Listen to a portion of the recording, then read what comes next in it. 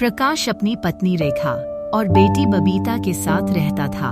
प्रकाश का गांव में बहुत सम्मान था। सब गांव वाले उसका बात मानते थे। उसके सामने किसी की बोलने की हिम्मत नहीं होती थी। एक दिन रेखा अपनी बेटी से बोलती है, बेटी तू शादी क्यों नहीं करना चाहती है? तेरे पिताजी कितने परेशान रहते हैं और तू है जो शादी करने के लिए तैयार ही नहीं है। आखिर क्या वजह है इसकी? माँ, अगर तुम इतनी कह रही हो तो मैं शादी कर लूंगी, लेकिन मेरी एक शर्त है। मैं शादी उसी लड़के से करूंगी जो मेरी हर बात मानता हो। अगर ऐसा लड़का है तो बताइए, मैं उससे खुशी खुशी शादी कर लूंगी। बेटी, एक बात हमेशा ध्यान रखना, पत्नी को पति की हर बात माननी चाहिए। और तुम हो जो उल्टा रिवाज चला रही हो, कोई सुनेगा तो क्या कहेगा? देखो माँ, अगर तुम मेरी शर्त नहीं मानोगी तो मैं कभी शादी नहीं करूंगी, चाहे जो हो जाए। किसी तरह यह बात सेठ का अलसी बेटा राजू के कानों में पड़ी। यह बात सुनकर बड़ा आश्चर्य हुआ। अरे यह कैसी शर्त है?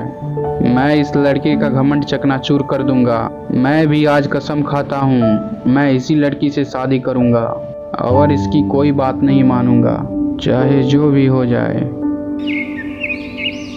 अगले ही दिन राजू अपनी माँ के पास जाता है और बोलता है, माँ, मैं प्रकाश की बेटी बबीता से शादी करना चाहता हूँ। क्या हो गया है तुम्हें? क्यों मजाक कर रहे हो? कल तक तो तुम शादी के नाम से 2 कोस भागते थे, आज क्या हुआ? चल मान ले अगर तेरी शादी करा देते हैं, लेकिन तुम तो कुछ कमाता भी नहीं है। बेबी बच्चों का गुजर कैसे करेगा? हम तेरे कब तक साथ दे सकते हैं? तुम्हें तो कभी न कभी काम तो करना ही होगा। माँ, मैं कुछ नहीं जानता, मुझे बबीता से शादी करनी है तो करनी है। तो राजू की माँ सेठ जी से कहती है, बेटा अब जवान हो गया है, अब उसकी शादी करवा दीजिए, मुझे भी कुछ राहत मिल जाएगी। इतना बड़ा घर है, मुझसे इतना काम नहीं हो पाता है। अरे भगवान, तुम ये क्या कह रही हो? राजू तो कुछ करता धरता भी नहीं है, सारा दिन घर में यूं ही पड़ा रहता है। मैंने उसे कितनी बार कहा है, तुम खेतों में जाओ और काम करो और मजदूरों को देखो कि वो काम कर रहे हैं या नहीं, लेकिन वो तो मेरा कोई बात नहीं सुनता। हमारे पास इतनी जमीन है, अगर वो खेती करना नहीं सीखेगा तो क्या सीखेगा? आप सही कहते हैं, लेकिन वो अभी ना समझ है। अगर हम उसकी विवाह करवा देंगे तो यह खुद ही काम करने लगेगा और इसका आलसपन भी दूर हो जाएगा। तुम ठीक ही कह रही हो, तुम ठीक ही कह रही हो, लेकिन तुम्हारी नजर में कोई लड़की है तो बताओ। हमारे गांव में प्रकाश जी रहते हैं, उन्हीं की बेटी बबीता से। वो बहुत संस्कारी और चतुर है। अच्छा, तुम प्रकाश की बेटी बबीता की बात कर रही हो? अरे प्रकाश जी तो बहुत ही सम्मानित व्यक्ति हैं। हम लोग कल ही प्रकाश जी के घर चलेंगे, तुम तैयारी कर लो। अगले दिन सेठ और उनकी पत्नी प्रकाश के घर पहुंच जाते हैं। अरे सेठ जी, आपका कैसे आना हुआ? सब खैरियत तो है ना? सब ठीक है, लेकिन हम आपकी बेटी बबीता का हाथ मांगने आए हैं, अपने बेटे राजू के लिए। हमने सुना है आपकी बेटी बहुत समझदार है। आपने बिल्कुल सही किया सेठ जी, अब हमारी दोस्ती रिश्तेदारी में बदल जाएगी। कुछ ही दिनों में बबीता और राजू की शादी हो जाती है। तुमने अपनी माँ से कहा था ना, तुम उसी लड़के से शादी करोगी जो तुम्हारी हर बात मानेगा, लेकिन मैं तेरी कोई भी बात नहीं मानूंगा। अब देखता हूँ तू कैसे अपनी बात मनवाती है। राजू बबीता को बुरा भला कहने लगा और पीटने भी लगा। मैं आपकी पत्नी हूँ, मैं चाहती हूँ कि आप मुझे पूरा सम्मान दें। हमारे रिश्ते की मजबूती एवं खुशहाली के लिए यह बहुत जरूरी है। फिर भी आप मुझसे मारपीट करना चाहते हैं तो आप खुद ही मेहनत करके पैसे कमाइए। क्योंकि अभी तो आप अपने पिताजी के पैसों पर ऐश करते हैं। तुम्हें क्या लगता है, क्या मैं पैसे नहीं कमा सकता? तो ठीक है, जब तक मैं बहुत सारा पैसा नहीं कमा लेता तब तक मैं तुमसे मारपीट नहीं करूँगा। राजू यह बात तो कह देता है, लेकिन बाद में सोचने लगता है। अरे मैंने तो अपनी पूरी जिंदगी में कोई काम ही नहीं किया है, ऐसे में मुझे क्या काम मिलेगा। एक काम करता हूँ, हरिया के पास जाता हूँ। वह बहुत सी जगहों पर काम किया है, वह जरूर कोई ना कोई काम के बारे में बताएगा। राजू हरिया के घर पहुंच जाता है और हरिया से कहता है, हरिया तुम तो बहुत से जगहों पर काम कर चुके हो, तुम्हारी नज़र में कोई काम है तो बताओ। अरे राजू कैसी बात कर रहे हो तुम? अरे यार तुम इतने बड़े सेठ के बेटे हो, तुम्हें क्या ज़रूरत है काम करने की?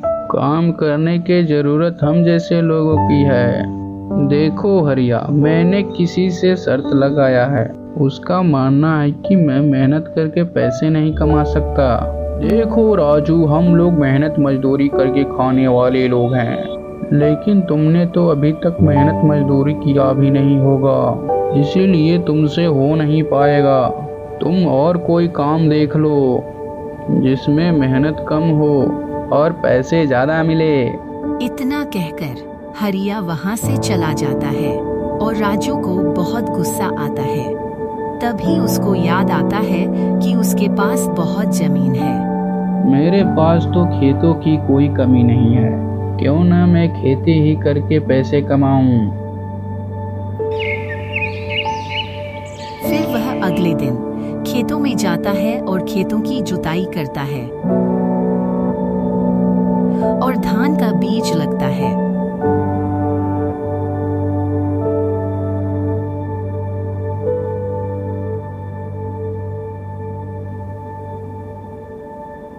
अरे आज सूरज लगता है पश्चिम से उगा है, देखो सेठ का बेटा खेती कर रहा है। अरे भाई, उसे यह सब एक ना एक दिन तो करना ही पड़ता, लेकिन यह मजदूरों से काम क्यों नहीं करवा रहा है? फिर वह अपने घर चला जाता है। ऐसे ही कुछ दिन बीत जाते हैं। राजू की फसल बहुत अच्छी होती है और फसल को कट कर बेच देता है, जिससे उसे काफी ज्यादा पैसे मिलते हैं। फिर वह घर चला जाता है और अपनी पत्नी से बोलता है, देखो मैंने कितना सारा धन कमा लिया है, अब मैं तुझे पीट सकता हूँ। जैसे ही वह अपना हाथ ऊपर उठाता है, तभी वहाँ सेठ जी आ जाते हैं। राजू, अपनी पत्नी को क्यों पीट रहे हो? पिताजी, बात यह है कि वह सारी बात सेठ जी को बताता है। अरे मूर्ख, तुम्हें पता नहीं है, इसने तुम्हें सुधारने के लिए ऐसा किया ताकि तुम खेती करना सीख जाओ। जब मैं इसका हाथ मांगने इसके घर गया था, तब इसने मुझसे पूछा था, आपके बेटे काम क्या करते हैं? क्या बताऊं बेटी, वह दिन भर घर में पड़ा रहता है। अब जो करना है वह तुम्ही को करना है, हम लोग तो तंग हो चुके हैं। आप चिंता मत कीजिए, जब मैं आऊंगी तो सब देख लूंगी। अब समझ में आया तुम्हें सब बात। मुझे हमेशा चिंता लगी रहती थी, मैं नहीं रहूंगा तो ये कैसे जी पाएगा, लेकिन तुमने यह चिंता मिटा दी बेटी। तब से राजू को अकल आ गई और वह आलस छोड़कर खेती करने लगता है। बबीता ने अपनी चालाकी से राजू का आलस दूर कर दिया। दोनों पति पत्नी सुखमय जीवन व्यतीत करने लगे।